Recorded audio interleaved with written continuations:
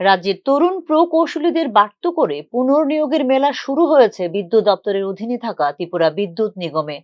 ইতিমধ্যে অবসরপ্রাপ্ত AGM, DGM এবং সিনিয়র ম্যানেজারদের পুনরায় নিয়োগ করা হয়েছে নিগমে।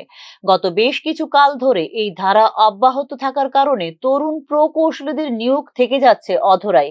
অবসরপ্রাপ্ত এজিএম স্তরের অফিসার কে এল দাস, মিতা সাহা ছাড়াও সিনি গুরুং, অবসরপ্রাপ্ত ডিজিএম উত্তম দেবনাথ, সিনিয়র ম্যানেজার অসীম ভৌমিক, সমীর দাস, দেবব্রত মজুমদার সহ একদল অফিসারকে অবসর গ্রহণের পর আবারও একবার নিয়োগ করা হয়েছে বিদ্যুৎ নিগমে।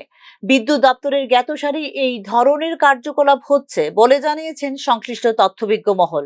বিষয়টি শুধু এখানেই শেষ নয়, বিভিন্ন অভিযোগে দপ্তরে তদন্ত চলছে এমন লোকদেরও এক্ষেত্রে পুনর্নিয়োগ করা হয়েছে বলে জানিয়েছেন বিদ্যুৎ দপ্তরের একাংশ কর্মী। বিভাগীয় পর্যায়ে তদন্ত চলাকালেও পুনরায় নিয়োগ করার পেছনে কি রহস্য আছে এ নিয়ে প্রশ্ন তুলেছেন বিদ্যুৎ দপ্তরের নিষ্ঠাবান কর্মীরা। এসব পুনর্নিয়োগের ফলে একদিকে বিদ্যুৎ নিগমের ভেতরে পদোন্নতির সুযোগ সংকুচিত হয়েছে, পাশাপাশি নতুন নিয়োগেরও সুযোগ হয়ে গেল বন্ধ। পদোন্নতির আশায় থাকা নিগমের অফিসারদের সাধের গুড়ে বালি দিয়েও এ নিয়ে উচ্চবাচ্য করার তারা সাহস পাচ্ছেন না অদৃশ্য শক্তির হুমকির চাপে। একদিকে রাজ্যে বেকারত্বের চাপ, ক্রমশ সংকুচিত হয়ে যাচ্ছে সরকারি চাকুরির দরজা, তার মধ্যে যেটুকু সুযোগ তৈরি হয় সেখানেও অবসরপ্রাপ্তদের নিয়োগের ফলে কার্যত তরুণদের নিয়োগের পথও হয়ে যাচ্ছে সংকুচিত। এ নিয়ে চাকুরি প্রত্যাশীদের মধ্যেও দেখা যাচ্ছে প্রচন্ড ক্ষোভ।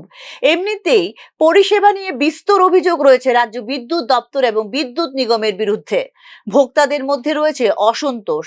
বিদ্যুৎ নিগমের তৃণমূল পর্যায়ে যেমন ইঞ্জিনিয়ারদের প্রচন্ড অভাব রয়েছে, তেমনি উপরের দিকেও রয়েছে বিভিন্ন পদ খালি। এসবের প্রভাব পড়ছে পরিষেবার মধ্যে। যে পরিমাণ ইঞ্জিনিয়ার গত 7 বছরে অবসরে গেছেন, তাদের শূন্যস্থান সবটা পূরণ হয়নি। এই অবস্থায় চাকরি প্রত্যাশী তরুণদের নিয়োগের সুযোগ না দিয়ে অবসরপ্রাপ্তদের পুনর্নিয়োগ নিগমের ভবিষ্যতের জন্য কতটা ঠিক হচ্ছে প্রশ্ন উঠছে তা নিয়েও। বিদ্যুৎ দপ্তর এবং বিদ্যুৎ নিগমে 550-র উপর ইঞ্জিনিয়ার, হেল্পার সহ বিভিন্ন স্তরে সরাসরি নিয়োগ হয়েছিল গত প্রায় 1 দশক আগে। এরপরে আর নিয়োগ হয়নি কর্মী।